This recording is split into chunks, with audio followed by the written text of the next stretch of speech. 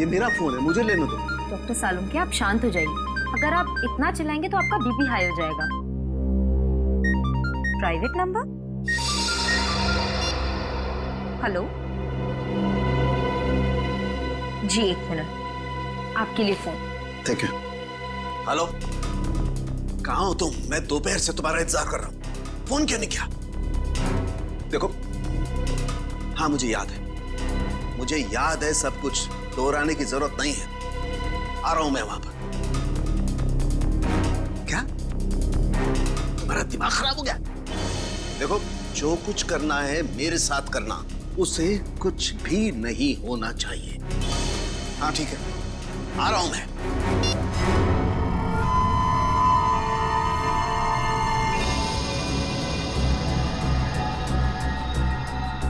तो लक्षिता और इंद्राणी यहां सोफे पे बैठे हुए थे। अब ठीक से याद करके बताओ कि 10 सितंबर की रात को यहां पे क्या हुआ था? क्या किया था तुम लोगों ने? सर, उस रात करीब 9-9:15 बजे होंगे सर। हम लोग पिस्तौल लेके जैसे ही फार्म हाउस के बाहर पहुंचे, यहाँ कोई वॉचमैन नहीं था। सर, हमने तय किया था कि हम पहले दोनों को शांति से समझाएंगे, अगर वो नहीं मानेंगी तो फिर उन पर गोली चलाएंगे। तो फिर तुमने उन्हें समझाने की कोशिश की? नहीं सर, जैसे ही हम लोग यहाँ पर पहुंचे, यहाँ पे बहुत अंधेरा था, सिर्फ टीवी की आवाज़ सुनाई दे रही थी। इससे पहले कि हम लोग कुछ करते, उन लोगों ने हम पे गोलियां चलानी शुरू कर दी। और उसके बाद तुम लोगों ने भी गोलियां चलानी शुरू कर दी? हाँ सर, क्या करते, उन्होंने शौनक को एक गोली मार दी थी। बस मेरी जान जाते जाते बची है सर, ये देखिए।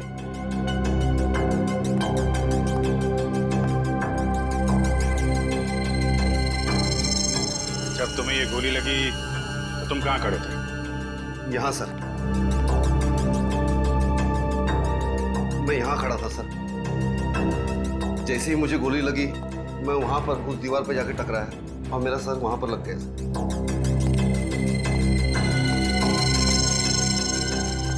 यहाँ पे गोली लगी तो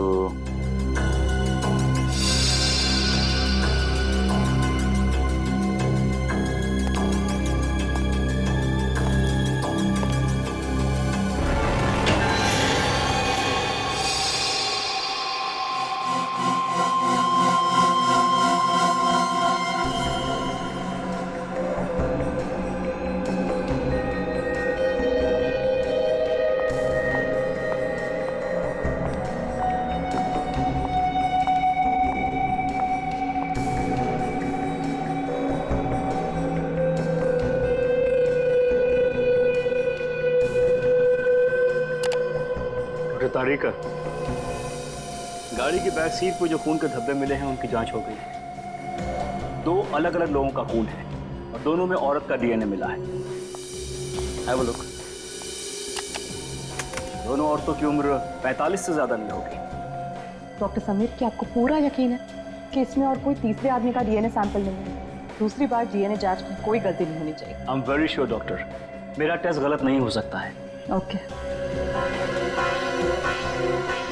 अच्छा, आपने अभी कहा कि दोनों औरतों की उम्र लगभग 45 साल है, राइट? या 45। तो कहीं ये डीएनए इंद्राणी और लक्षिता का तो नहीं? उन दोनों की उम्र भी लगभग 45 साल ही थी। हो सकता है, क्वाइट पॉसिबल। लेकिन ये कंफर्म करने के लिए उन दोनों औरतों के डीएनए से इस खून के डीएनए को मैच करना होगा। इन तीनों की बातों से और डॉक्टर समीर और तारिका की फॉरेंसिक रिपोर्ट से साफ साफ पता चलता है, यहाँ पे सारा चक्रव्यूह जानबूझ के रचा गया है। Yes sir. अगर ये तीनों दरवाजे से ही गोली चला के भाग गए, तो फिर शौनक का खून लक्षिता के शरीर के पास कैसे मिला? और सर, अगर दोनों यहाँ बैठी थी तो हमें इंद्राणी की लाश यहाँ नीचे कैसे मिली? हो सकता है गोली लगने के बाद वो वहां से उठ के भागी और यहाँ पे गिर पड़ी। और इस दीवार पे गोलियां कहां से चलाई गई? और तो और इन तीनों लोगों की उंगलियों के निशान इस घर में कहां से आए?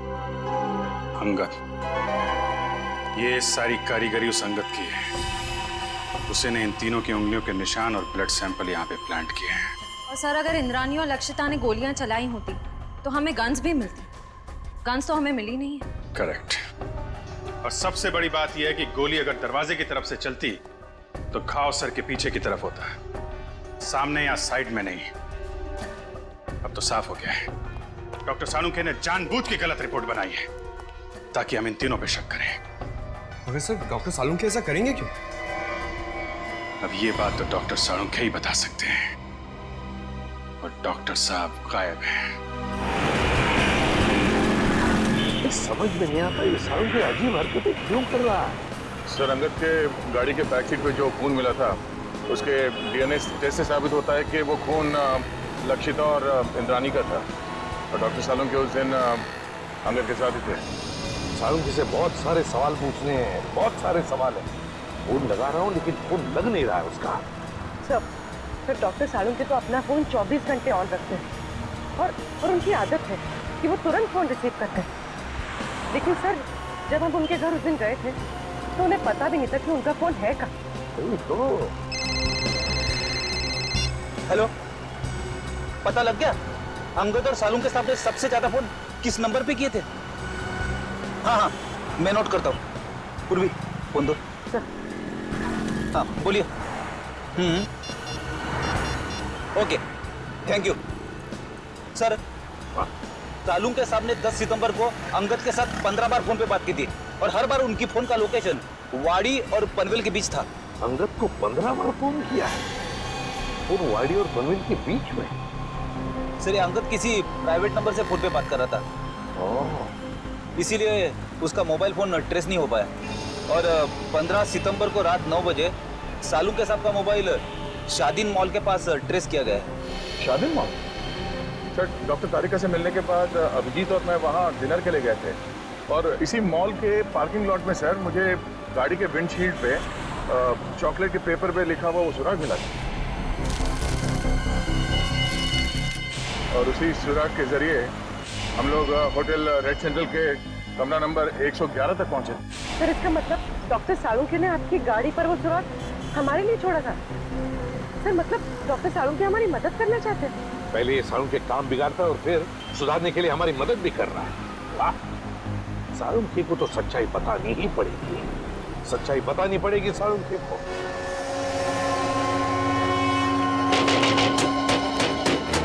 सालुंखे! सालुंखे! डॉक्टर साहब! सालुंखे साहब! सर, दरवाजा तोड़ दूं? तोड़ दो। डॉक्टर साहब! सालुंखे! सालुंखे! देखो उसे, देखो।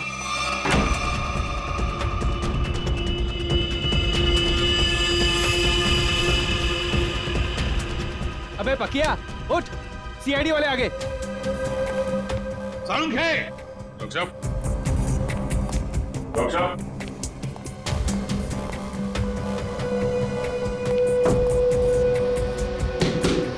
सालुंखे साहब!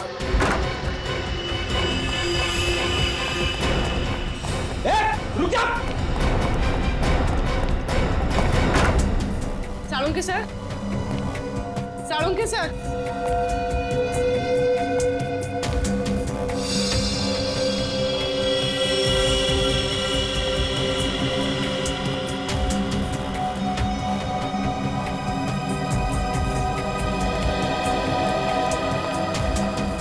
सालुंखे गायब है ना?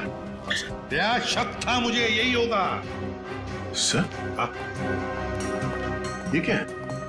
सालुंखे का पुराना शौक, लकड़ी के मॉडल्स बनाना।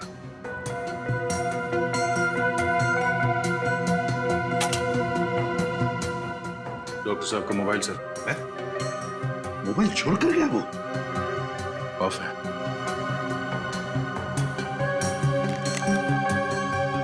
सर, इसमें ना तो बैटरी है ना सिम कार्ड। बैटरी भी नहीं, सिम कार्ड भी नहीं। सर सालुंखे सर तो कहीं नहीं, मगर अंदर के कमरे में काफी सारे मॉनिटर्स का सेटअप लगा है। CCTV monitor. CCTV monitors?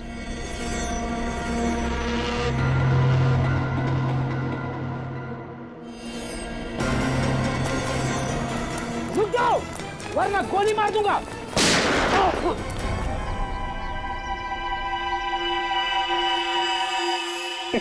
बच गया। बच गया, लेकिन अब नहीं बचोगे बच्चों।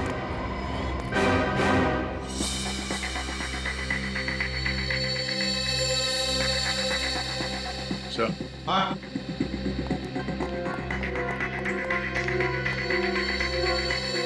ये देखिए सर, खुफिया कैमरा।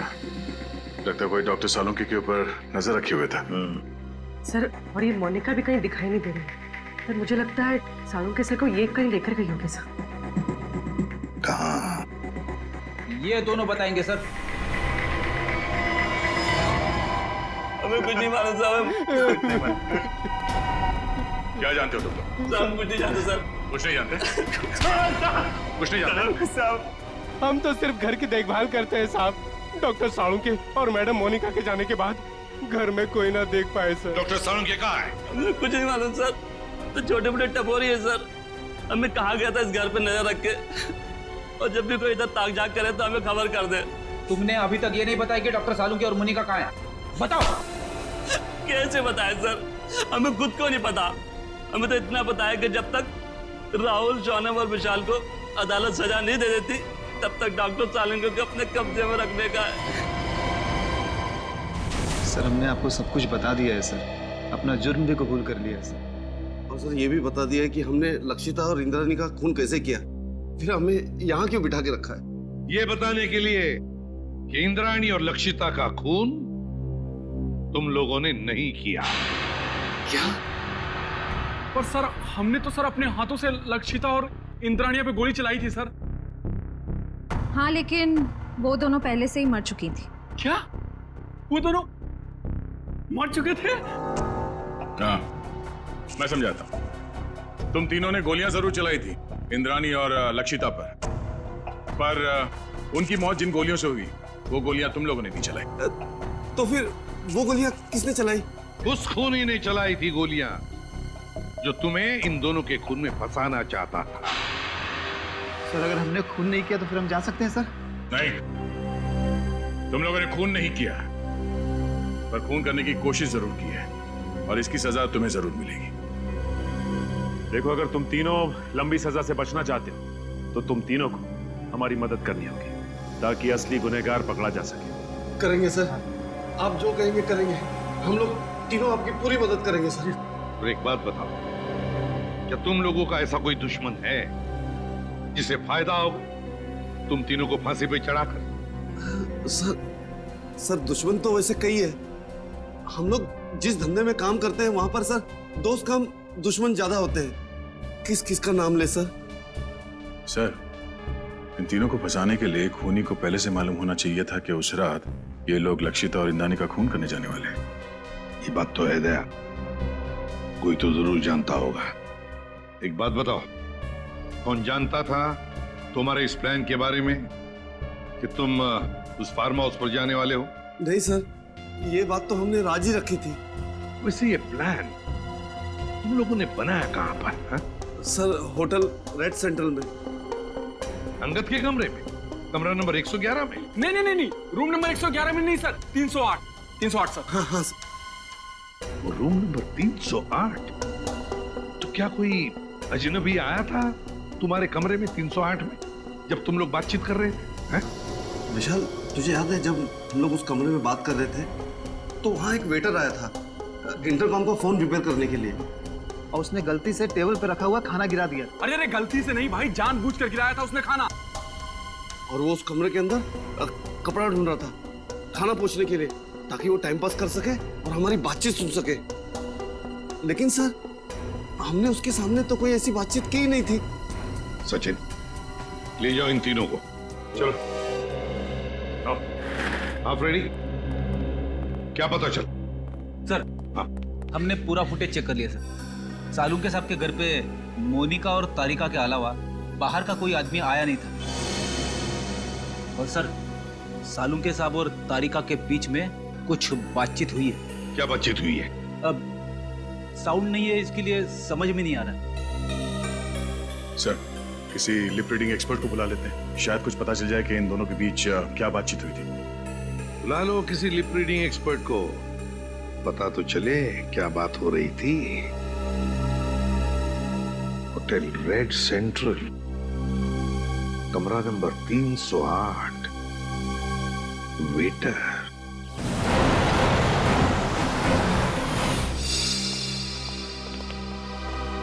हेलो सर, आप लोग फिर से यहाँ?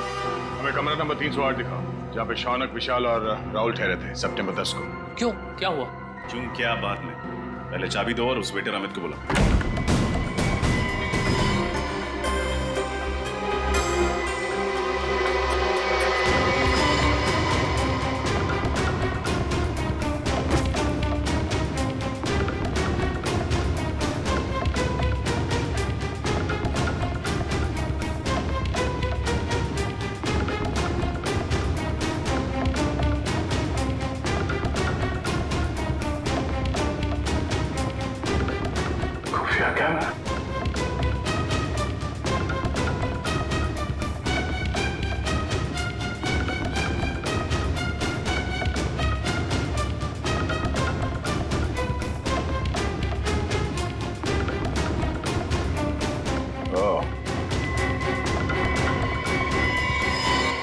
ये देखो, खुफिया कैमरा और ये बग। इन चीजों के जरिए खूनी शौनक और उसके साथियों का प्लान सुन रहा था। सर, अमित आ गया। आइए अमित जी, आइए। हाँ, बैठ बैठ इधर। तूने लगाया था ना ये कैमरा और ये बग इस कमरे में, हाँ? ताकि तुम विशाल, शौनक और राहुल की बातें सुन सको। क्यों? नहीं सर, मैंने कोई बग नहीं लगाया सर, मैंने कोई बग नहीं लगाया सर। देख, सच बोल, वो बग हमें मिल चुका है, समझा?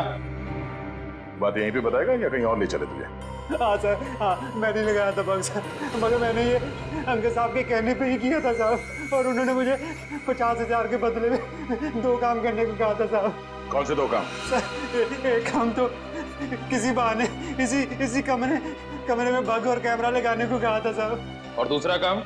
दूसरा काम लक्षिता और इंद्राणी मैडम को इस होटल के बाहर किसी इलाके में छोड़ने को कहा था साहब। कब की बात है ये? ये 10 सितंबर शाम को 6:45 बजे के आसपास का टाइम था सर। 10 सितंबर। चल, अभी वो जगह दिखा जहाँ पे तुमने लक्षिता और इंद्राणी को छोड़ा था। चल चल।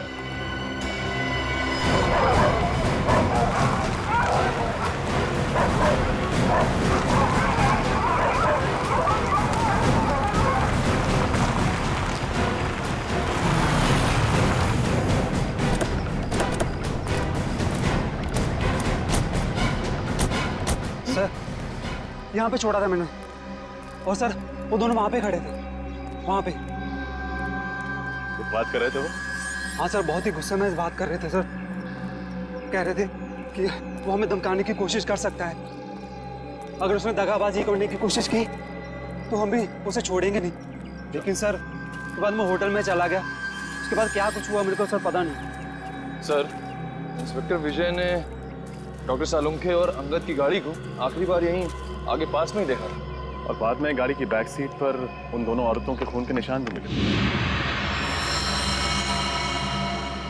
ऐसी जगह पे राइफल या स्पीड बुलेट का इस्तेमाल किया जा सकता है। खूनी ने राइफल का इस्तेमाल किया है, पिस्टल का नहीं। तो गोली 5 फीट की दूरी से नहीं, काफी दूर से चलाई गई है। एक काम करो, आसपास देखो कोई सबूत मिलता है क्या।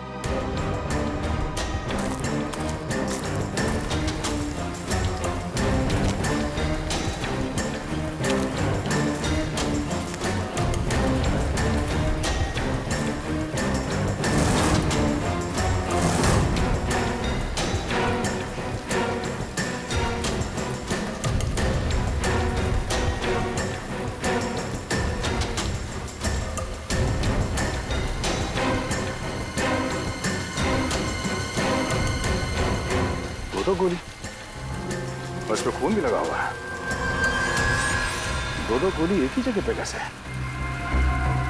मतलब जो भी हुआ यहीं आसपास कहीं हुआ है। सर, निकल। सर, इस झाड़ी में ये सैंडल मिला है सर, इस पे खून लगा हुआ है, लेकिन सर खून सूखा हुआ है सर। खून लगा? हाँ सर।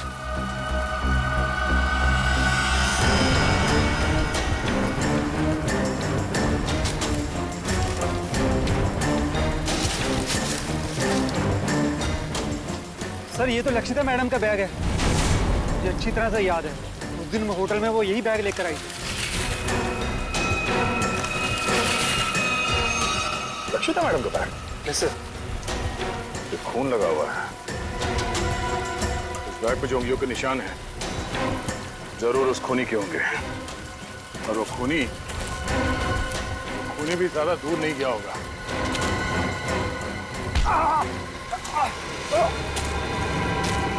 तुम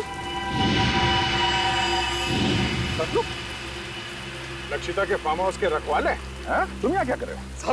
साहब मुझे माफ कर दो साहब, मैंने कोई खून नहीं किया साहब, मुझे तो आपके ऊपर नजर रखने के लिए कहा गया था साहब। सच बता, तूने झूठी गवाही क्यों दी? हमें पता चल चुका है कि तूने फार्म हाउस में कोई खून होते हुए देखा ही नहीं, क्योंकि तुम्हारी लक्षिता मैडम और इंद्राणी मैडम, उन दोनों की मौत 7:30 बजे हुई और यहाँ पे।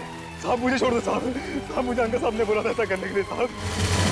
अंगद मर चुका है। मुझे कोई दूसरा आदमी फोन करके काम करने के लिए कहता था साहब। कौन है वो आदमी? मुझे नहीं पता साहब, कौन है वो आदमी? वो कभी सामने नहीं आया साहब, वो हमेशा मुझे फोन पे बोलता था सर। मगर अब उसे सामने आना ही होगा। चल चल। मिस्टर मयंक, इस सीसीटीवी फुटेज को गौर से देखिए और हमें बताइए कि ये लोग क्या बोल रहे हैं। इसमें कोई साउंड सुनाई नहीं दे रहा है। यही तो मेरा काम है ऑफिसर। मैं उनकी होठों की मूवमेंट से पता लगाऊंगा कि वो क्या बोल रहे थे।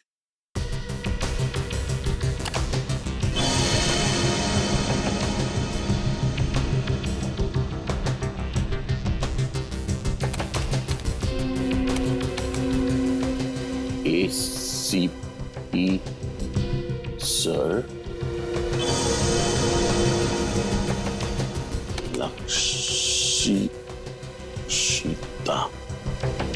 लक्षिता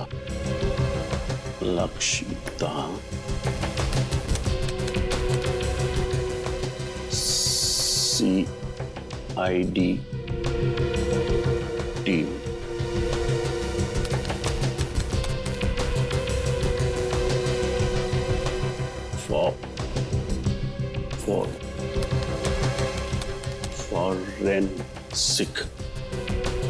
फॉरेंसिक। अभिजीत, उस प्लॉट पर से जो पर्स मिला, उस पर जो उंगलियों के निशान है वो खूनी के ही हैं। सर, ये खूनी बहुत चालाक है। काम होने के बाद अपने आदमियों को भी मार डालता है। अंगद के अलावा किसी और को कुछ मालूम नहीं था उसके बारे में, इसलिए लक्षिता और इंद्राणी को मारने के बाद उसने अंगद का भी खून कर दिया। और इसीलिए अभिजीत, मुझे साळुंखे की चिंता हो रही है। उसकी भी जान को खतरा हो सकता है। समझ में नहीं आता गया कहाँ। हाँ, मैं कुछ मिला क्या? सर, कोशिश कर रहा हूं सर। सर, ये मोनिका मुझे नर्स नहीं, एक क्रिमिनल लगती है। जरूर यही साळुंखे साहब को कहीं ले गई होगी। हाँ, और ये तारिका, ये साळुंखे के घर क्यों गई थी उससे मिलने? और ये बात उसने हमें बताई भी नहीं। सर ये देखिए, तो डॉक्टर तारिका डॉक्टर साळुंखे से माफी मांग रही है और कह रही है ACP सर और पूरी CID team Lakshita Indrayani murder case में की गई आपकी फॉरेंसिक जांच पर शक कर रही है। सॉरी सर, ये सब मेरी वजह से हो रहा है।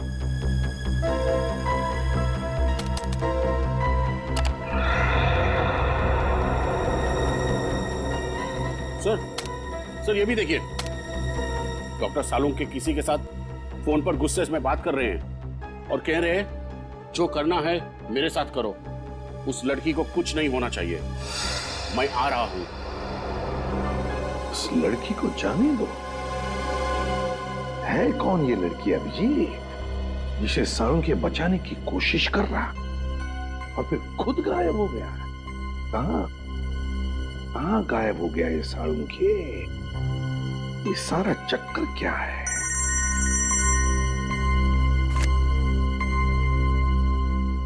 डॉक्टर समीर, ये देखिए सर, ये तो हाई स्पीड बुलेट है। यस सर, और ये .22 कैलिबर की राइफल से फायर की गई थी। लक्षिता और इंद्राणी के शरीर पर जो घाव थे वो इन्हीं बुलेट से हुए थे सर। ओह,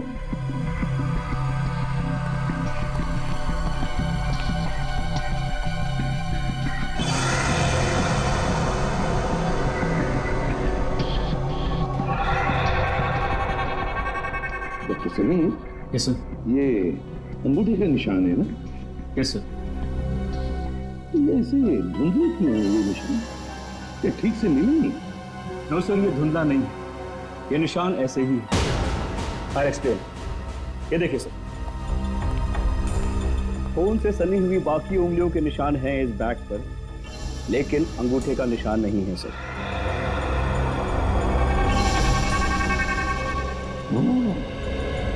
डॉक्टर अभिजीत, ये अंगूठा डैमेज्ड है जिसकी वजह से रेखाएं मिट गई हैं। हाँ सर। सर लगता है ऐसा हाथ मैंने कहीं देखा है। बिल्कुल सही अभिजीत, मैंने भी ऐसे अंगूठे वाले आदमी को देखा है।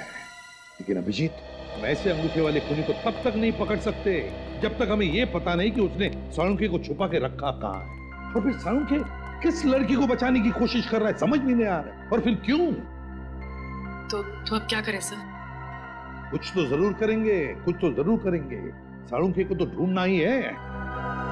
जरा सोचो, साळुंखे ने फोरेंसिक का रिपोर्ट गलत बनाया था ताकि हम उस पर शक करें, और फिर उन्होंने दया के लिए होटल रेड सेंट्रल का सुराग छोड़ा, उसकी गाड़ी के वाइपर पे।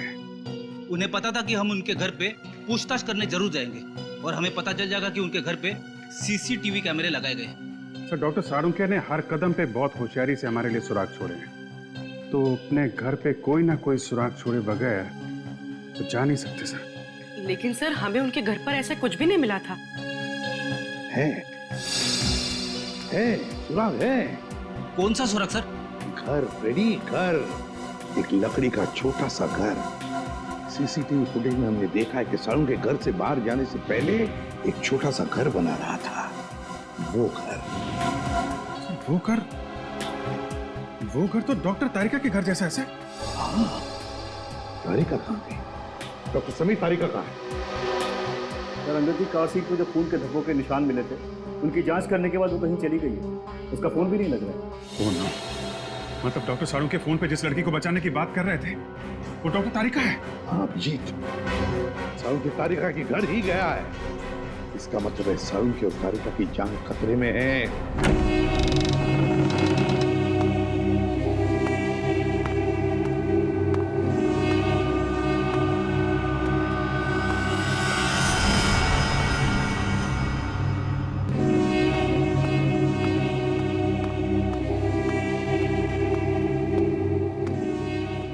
आज तुम दोनों की मौत होगी।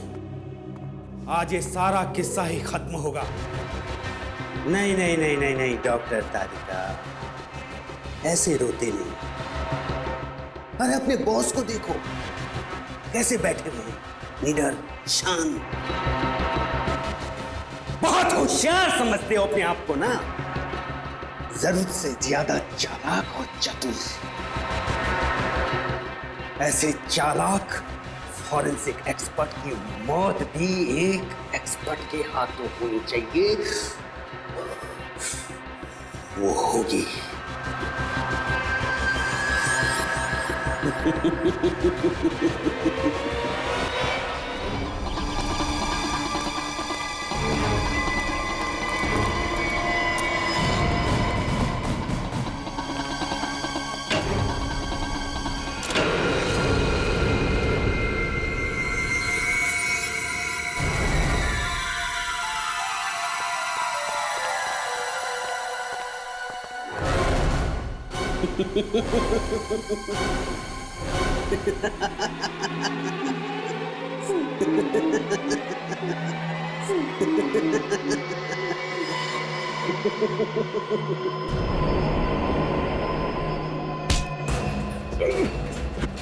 इंजेक्शन दे दो तुषार।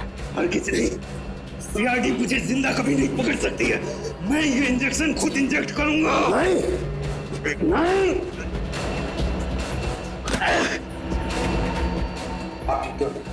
तुम ठीक हो डॉक्टर तारिका? बहुत होशियारी दिखा दी तुमने तुषार। बता, तेरी साथी मोनिका कहाँ है? मैंने उसे भी जहर का इंजेक्शन दिया है।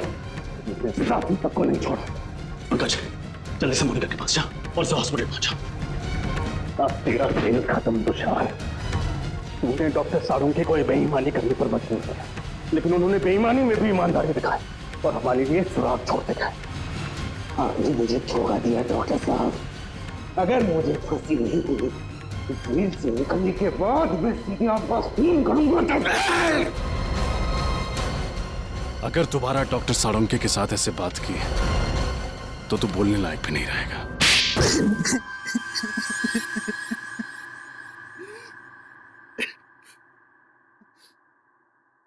कितनी मेहनत से मैंने ये पूरा प्लान तैयार किया था। एक तीर में 5 शिकार, लक्षिता, इंद्राणी, राहुल, विशाल, शौनक, सबको एक साथ अपने रास्ते से हटाने का प्लान बनाया था मैंने। इंद्राणी और लक्षिता को तुमने क्यों मारा? क्योंकि मैं इनकी पूरी जमीन हड़पना चाहता था, इसलिए मेरे लिए इनका मरना बहुत जरूरी था। मैंने इन्हें इस तरीके से मारा कि इनके खून के इल्जाम में ये तीनों फंस जाएं और इन्हें फांसी की सजा हो जाए, क्योंकि इन तीनों ने लक्षिता और इंद्राणी को जान से मारने की धमकी दी थी। इसलिए सबको यही लगता कि खून इन तीनों ने किए। लेकिन इस सब में डॉक्टर साळुंखे को क्यों फंसाया तुमने? क्योंकि सीआईडी डॉक्टर साळुंखे पर बहुत भरोसा करती है। उनकी फॉरेंसिक रिपोर्ट के आधार पर केस की तहकीकात आगे बढ़ाती है। यहाँ तक कि अदालत में फॉरेंसिक रिपोर्ट को बहुत महत्व दिया जाता है। इसलिए मैंने डॉक्टर साळुंखे को गलत फॉरेंसिक रिपोर्ट बनाने के लिए मजबूर किया। तुम्हारा दिमाग खराब? तुमने पूरी की पूरी सीआईडी टीम के पीछे अपने स्नाइपर लगा रखे? वो भी बहुत अच्छे स्नाइपर। इनका निशाना कभी चूकता नहीं है डॉक्टर साहब। इसलिए मेरे कहे अनुसार अगर आपने इस मर्डर केस में इस फॉरेंसिक रिपोर्ट में बदलाव नहीं किया ना तो क्या? तो मैं आपकी पूरी सीआईडी टीम को एक साथ एक समय मरवा डालूंगा। मेरी मदद करेंगे ना? देखो तुम, आप मेरी मदद करेंगे। अगर आपने एक भी सीआईडी ऑफिसर को इन्फॉर्म करने की कोशिश की ना तो मैं पूरी की पूरी सीआईडी टीम को खत्म कर दूंगा। जरा सोचिए डॉक्टर साहब, 16 साल पुराने आपके दोस्त और सीआईडी टीम, इन सब की मौत के जिम्मेदार आप होंगे। आप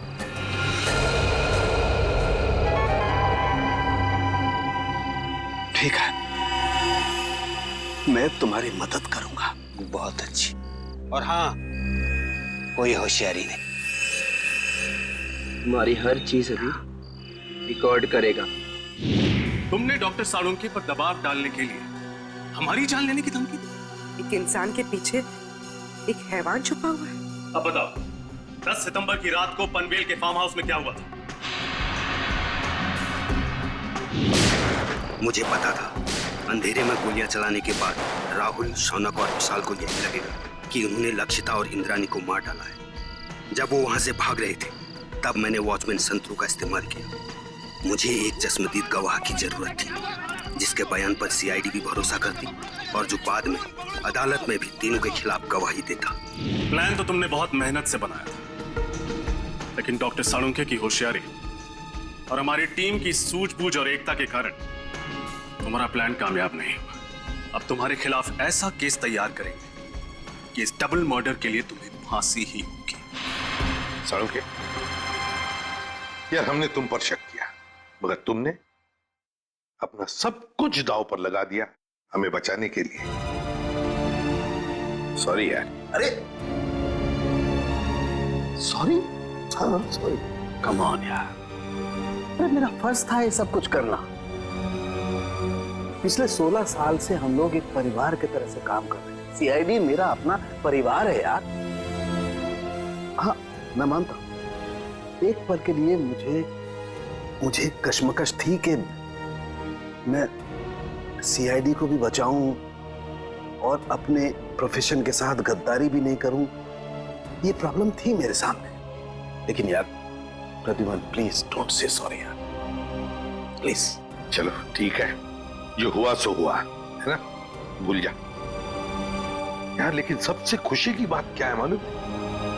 जो तू सही सलामत वापस आया वन पीस में। आना ही था मुझे वापस। मुझे पूरा भरोसा था तुम लोगों पर। मुझे मालूम था तुम लोग मुझे कभी कुछ नहीं होने दोगे। तो रोता क्यों है? रो नहीं रहा हूं मैं यार, रो नहीं रहा हूं मैं यार। तुम नहीं सुधरोगे यार।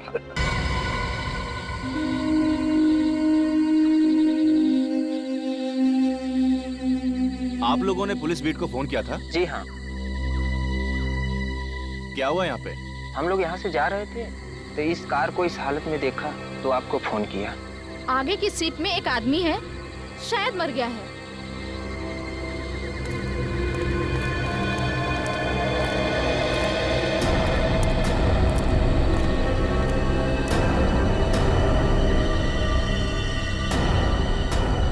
अरे ये तो वही है। विजय सर को बुलाता हूँ।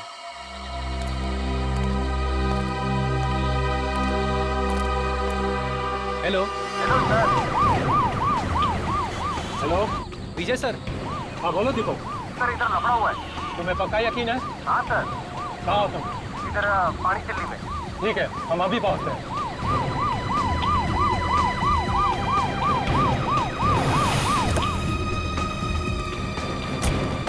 सर कहाँ है गाड़ी?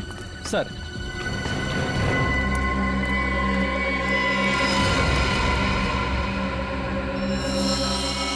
आदमी भी वही है और गाड़ी भी वही है।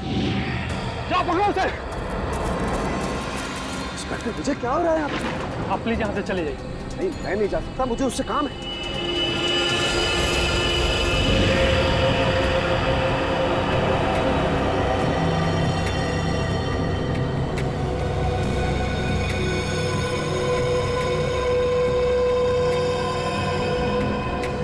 अब क्या करें सर? सीआईडी को फोन करना पड़ेगा।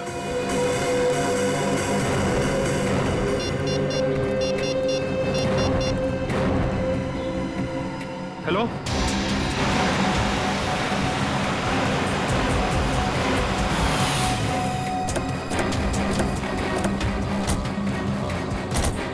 Hello sir. अंगद कहाँ है? सर गाड़ी के अंदर।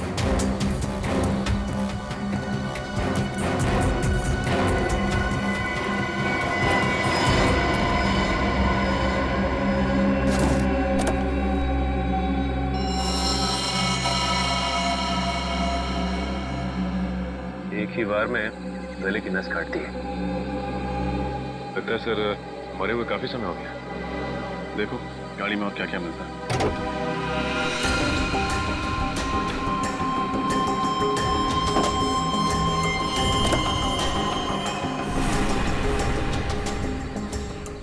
सर यहाँ ये गाड़ी की पिछली सीट पे खून के धब्बे।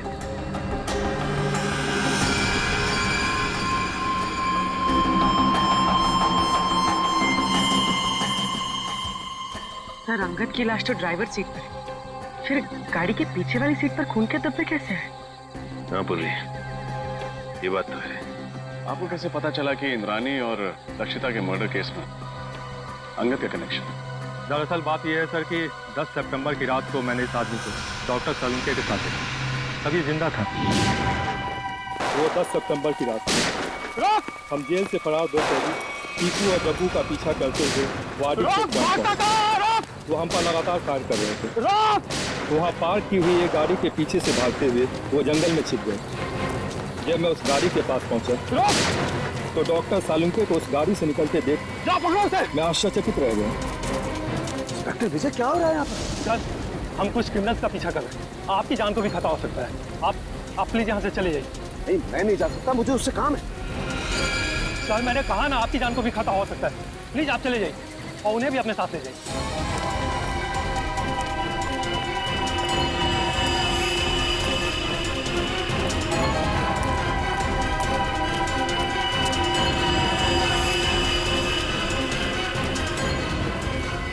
10 सितंबर को आपने डॉक्टर सालुंके को अंगद के साथ देखा था। 10 सितंबर को तो इंद्राणी और लक्षिता का खून हुआ था। सर हमने उनसे कहा था कि वो दोनों वहां से चले जाएं। वहां गोलियां चल रही थी, उनकी जान को खतरा था। लेकिन डॉक्टर सलूंके जिद करने लगे कि उन्हें इस आदमी से कुछ जरूरी बात करनी है। एक बात समझ में नहीं आई, लक्षिता और इंद्राणी के मर्डर से पहले सालुंके साहब अंगद को कैसे जानते थे? और आखिर ऐसी क्या बात थी कि वो उस रात अंगद से मिलने गए? ये सवाल तो डॉक्टर सालुंके से एसीपी सर ही पूछ सकता है। ये रही डॉक्टर सालुंके की तैयार की गई फॉरेंसिक रिपोर्ट जो उन्होंने सितंबर 11 को तैयार की थी। और इस फोल्डर में दोबारा की तैयार की गई पोस्टमार्टम रिपोर्ट है जो तारिका और मैंने मिलकर तैयार की। और क्या अंतर है दोनों में?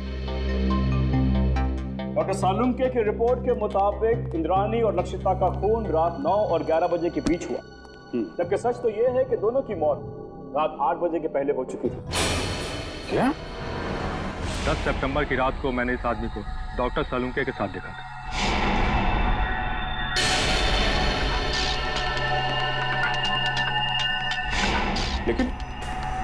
लेकिन डॉक्टर सालुंके ऐसी गलती कैसे कर सकते हैं? मुझे भी हैरानी हो रही है अभी। और तो और लाश के ऊपर जो बुलेट वुंड थे उसकी साइज भी उन्होंने गलत लिखी थी। असली घाव तो इससे काफी छोटे थे। नहीं, सालुंखे साहब ऐसी गलती कर ही नहीं सकते। कहीं ऐसा तो नहीं कि आप लोगों के हाथों से कोई गलती हुई हो? इसकी कोई गुंजाइश नहीं, हमने रीचेक किया था। एक बार पोस्टमार्टम हो चुका है, क्या दूसरी बार किया हुआ पोस्टमार्टम रिपोर्ट सही होता है? यू आर राइट ऑफिसर, 24 घंटों के अंदर अंदर की गई पोस्टमार्टम रिपोर्ट सबसे एक्यूरेट होती है, क्योंकि उसके बाद बॉडी के ऑर्गन सड़ना शुरू हो जाते हैं। इसीलिए प्रिजर्व की गई लाशों पर ब्लड कल्चर्स और टॉक्सिकोलॉजी रिपोर्ट करना बहुत मुश्किल होता है। पर तो लक्षिता और इंद्राणी को मरे हुए तो 5 दिन हो गए। You are right officer, doctor Tarika ने घाव के वीडियोस और फोटोज तब लिए थे जब घाव ताजे थे। इससे दोबारा ऑटोप्सी करने में हमें बहुत हेल्प मिली। डॉक्टर तारिका, आपने ये सब मैंने इसलिए किया अभिजीत, मुझे डॉक्टर सालुंखे पर शक हो रहा था, वो पोस्टमार्टम ठीक से नहीं कर रहे। सॉरी। नहीं, तुम्हें परेशान होने की जरूरत नहीं है तारिका। तुम सिर्फ अपनी ड्यूटी कर रही थी, डॉक्टर सालुंखे के साथ गद्दारी नहीं। और क्या जो डॉक्टर सालुंखे ने अपनी रिपोर्ट में नहीं लिखा है या गलत लिखा है डॉक्टर समीर? एक बहुत जरूरी बात, आइए मेरे साथ।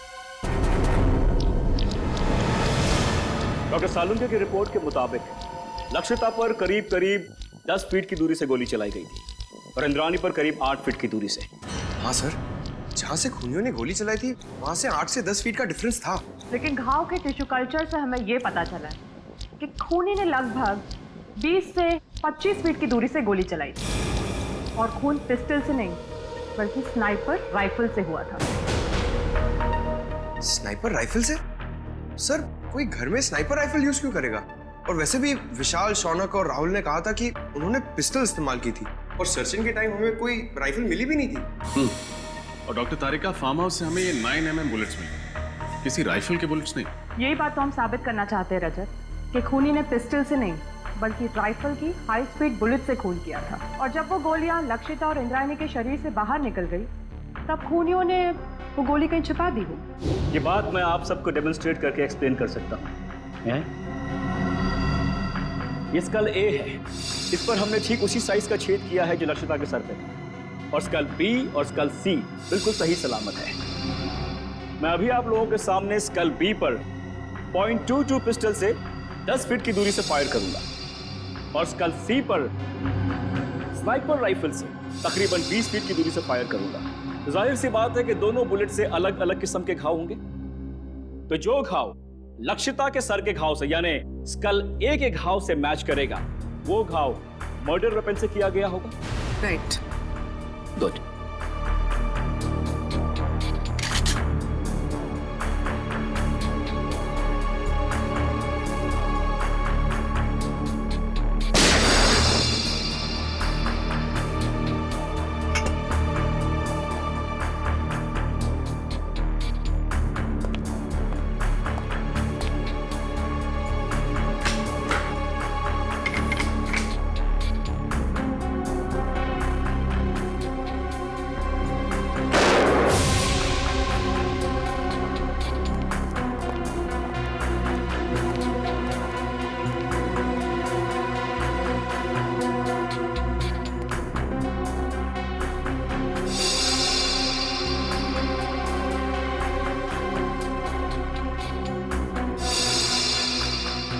कहना बिल्कुल सही है सर, दोनों का खून राइफल से ही किया गया। हाई स्पीड बुलेट से जो घाव स्कल पर हुआ है वही घाव लक्षिता के सर पर भी था।